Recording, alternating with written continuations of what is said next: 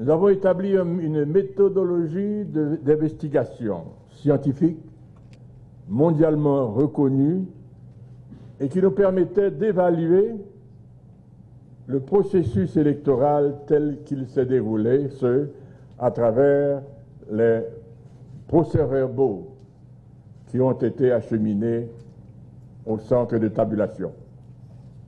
En ce sens-là, nous voulons également remercier le Conseil électoral provisoire qui a tout fait pour mettre les documents que nous avions réclamés à notre disposition. Nous également voulons remercier tous ceux et celles qui, de près ou de loin, nous ont facilité la tâche, et particulièrement, je veux citer M. Dalivalet, qui parfois s'est mis en quatre pour ouvrir la voie, également le secrétaire à la présidence, qui nous ont facilité dans notre tâche. Après donc un mois de labeur et de number crunching, comme on dit, où nous avons étudié les chiffres, nous avons laissé parler les chiffres, et au fur et à mesure se détachait une image, se détachait, comme on dit en anglais, un pattern, qui mettait en question l'édifice même du processus électoral. Alors que les lois, les décrets qui ont créé le processus étaient corrects, il y a eu une aventure qui, au fur et à mesure, a créé une gangrène dans le système. Et par cela, je veux dire que des gens se sont aventurés pour prendre des initiatives malheureuses, ouvrant la voie, bien souvent, à des actes répréhensibles, au niveau surtout, je dirais, des bureaux de vote. Car fondamentalement, c'est la conclusion à laquelle nous sommes parvenus, que le mal a commencé par là, non pas seulement à partir des bureaux de vote, mais au moins un peu plus haut, où l'adoption de la distribution de mandats de façon, je dirais, effrénée, a également ouvert la voie à une espèce de commerce de mandats d'accès, et cela se vendait, et cela s'échangeait, et cela s'appréciait apparemment. Nous avons également remarqué qu'à un moment donné, les membres du bureau de vote prenaient sur eux-mêmes d'imprégner les procès-verbaux de leur propre empreinte digitale. Nous avons remarqué qu'il y a certaines libertés qui ont été prises avec la loi, avec le processus électoral, qui a créé toute une panoplie de votes zombies irrétraçables. À tel point que le nombre de votes non retraçables a pratiquement dépassé les votes légitimes qui ont été acquis par les hommes politiques. En d'autres termes, l'édifice lui-même a subi un assaut sinueux, insidieux, qui menaçait même, je dirais même, son existence, et ceci s'est reflété par la perte de confiance de la population dans le processus électoral lui-même. C'est une mauvaise nouvelle pour la nation quand, en jetant son vote, on ne sait pas où il va, on ne sait pas s'il en sera tenu compte ou s'il sera noyé par des votes zombies.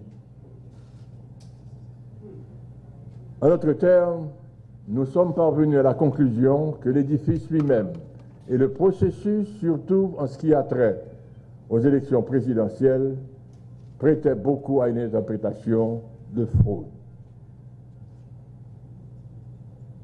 En vertu de cette observation, nous avons fait la recommandation au gouvernement et à travers le gouvernement au Conseil électoral provisoire qu'il serait juste et équitable qu'au moins au niveau des élections présidentielles, le processus soit repris à zéro.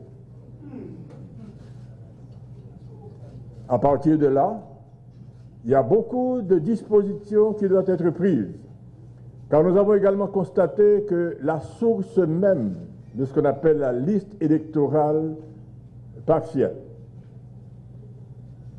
n'était pas à jour, parce que l'entité chargée de la gestion de ces données n'était pas à même de le faire.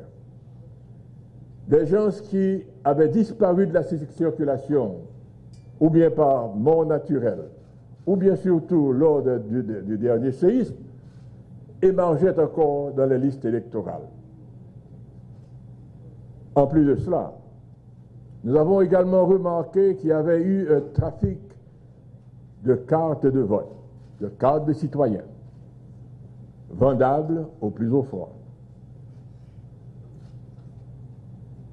Pourquoi? Parce que, encore une fois, l'entité qui était censée gérer ce genre de choses n'en avait pas les moyens, ils ont été pris dans un problème de logistique, et les cartes qui flottaient ont été appropriées par les gens qui n'y avaient pas droit. Donc ceci a donc créé toute une série de systèmes, je dirais, malsains, qui menaçaient même le processus électoral en soi. Donc nos recommandations ont été au gouvernement qu'il fallait en quelque sorte reconsidérer la machine électorale en soi. Et n'en déplaise aux partis politiques, nous avons pensé et nous avons recommandé que le choix même des membres de bureaux de vote soit fait de façon sereine et non pas nécessairement que les partis politiques désignent leurs membres comme membres du bureau de vote, car à notre avis, il y a là un potentiel de conflit d'intérêts. Une deuxième recommandation que nous avons faite, c'est que même dans le déroulement du processus électoral, que les choses se fassent de façon ouverte, de façon sereine et de façon transparente. À partir de ce moment-là, nous pensons que l'Haïti peut avoir encore une chance de se retrouver, de faire que l'Haïtien reprenne confiance dans son avenir et surtout de son droit de participation à la chose nationale. Nous espérons qu'avec le rapport que nous avons soumis, nous aurons jeté le pont pour rétablir la confiance entre les gouvernés et les gouvernants, entre le processus électoral et le votant, et qu'enfin Haïti puisse sortir du marasme dans lequel il est enfoncé depuis si longtemps. Je vous remercie, Monsieur le Président. Merci du défi que nous avons lancé, nous l'avons relevé à temps. Merci.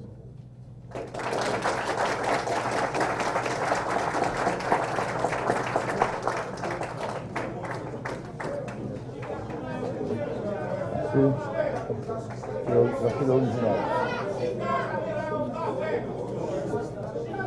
C'est l'original.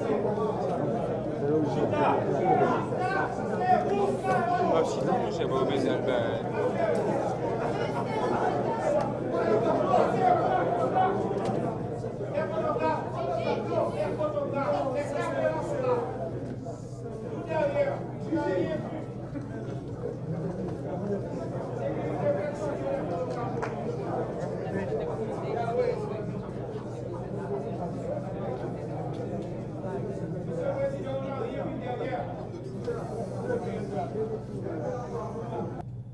Chers compatriotes,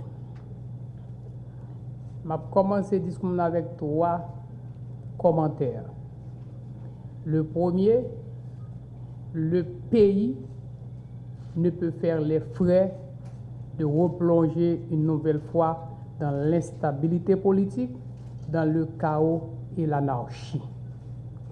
Deuxièmement, le pays d'Haïti ne peut se permettre de faire les frais de se réveiller en 2017 sans avoir un président élu. Troisièmement,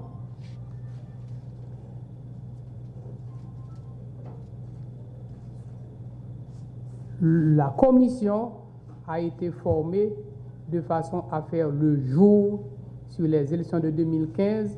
Il revient maintenant au Conseil électoral provisoire, comme c'est dit dans les thèmes de référence de cette commission, d'appliquer, s'il y a lieu, le cas échéant, les recommandations de la commission. Je rappelle que le processus électoral initié en 2015 par le pouvoir n'a pas abouti le 7 février à un président élu. Dès la publication des résultats en novembre, des voix se sont élevées pour dénoncer les irrégularités qui ont caractérisé ces élections et tous les acteurs politiques généralement quelconques avaient exigé la formation d'une commission de vérification des dites élections. Malgré ces revendications récurrentes, le gouvernement tenait à organiser le deuxième tour malgré le refus public et caractérisé des acteurs de ne pas participer à un second tour. Ce second tour programmé pour le 27 décembre a été rapporté pour le 17 janvier et finalement rapporté sine die le 24 janvier. Et le pays s'est réveillé le 7 février sans un président élu, ce qui m'a valu d'être élu président provisoire dans la perspective d'organiser les prochaines élections. Ces reports étaient motivés par les dénonciations pour les irrégularités graves constatées dans le processus électoral, caractérisées par une absence de crédibilité et de fortes suspicions d'interférence du gouvernement dans le processus électoral. Fort de ceci, les acteurs avaient recommandé cette commission. Cette commission qui est formée aujourd'hui tire ses origines de 3 dispositions. La première, c'est qu'en décembre, face aux revendications récurrentes, aux manifestations de rue, à la volonté affichée des acteurs politiques de ne pas participer au second tour, le gouvernement avait formé une commission d'évaluation. Et cette commission, dans ses conclusions, avait recommandé une vérification approfondie de certaines décisions prises par les BCEN. Ces recommandations n'ont pas été suivies des faits. À la signature de l'accord le 5 février, il était entendu que pour former un gouvernement provisoire, un gouvernement tout court, je devrais consulter tous les acteurs politiques généralement quelconques, y compris ceux représentés au Parlement et ceux non représentés, et aussi bien les acteurs de la société civile.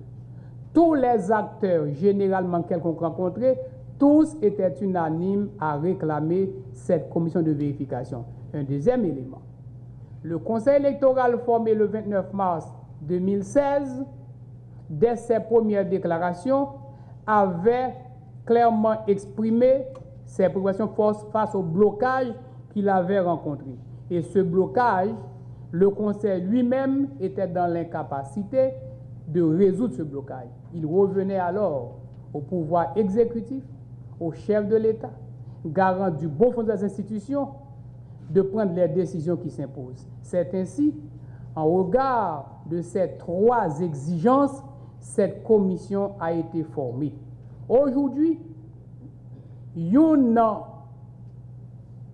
à qui nous avons dit, c'est 5 compatriotes qui ont accepté la double responsabilité en dépit de toutes les oppositions caractérisées quant à la formation de cette commission. Personne, et je dis personne, n'a eu à mettre en question l'intégrité, l'honnêteté et la crédibilité de ces 5 citoyens haïtiens. C'est le moment pour moi de leur dire que la nation leur est reconnaissante pour leur courage, leur ténacité, leur intégrité, leur disposition et leur engagement à travailler pour le pays.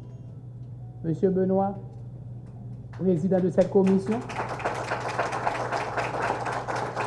mes chers compatriotes, membres de cette commission, au nom de la nation haïtienne, je vous dis merci. Et le moment, un jour viendra, où la nation témoignera publiquement de sa reconnaissance envers vous pour le travail accompli et pour votre disponibilité à travailler pour le bonheur de cette patrie qui nous est chère. Cette commission avait pour objectif de rétablir et garantir la crédibilité du processus électoral.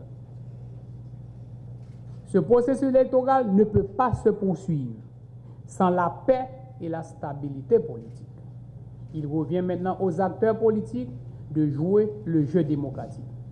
À tous mes compatriotes qui avaient participé aux travaux d'élaboration des thèmes de référence, qui avaient signé ces thèmes de référence, qui avaient identifié et choisi ces compatriotes, ils s'étaient tous engagés à accepter les recommandations et les conclusions de cette commission. C'est maintenant le moment pour eux de jouer leur jeu et de respecter l'engagement qu'ils avaient publiquement pris. Aujourd'hui, avec la présentation de ce rapport, la boucle est bouclée. La commission a livré son travail. Il revient maintenant à son destinataire, qui est le Conseil électoral provisoire, de faire usage, d'en faire bon usage pour assurer que les prochaines élections seront honnêtes, crédibles, transparentes et démocratiques pour que le plus tôt possible, des élus légitimes puissent prendre fonction et garantir le rétablissement de la normalité constitutionnelle.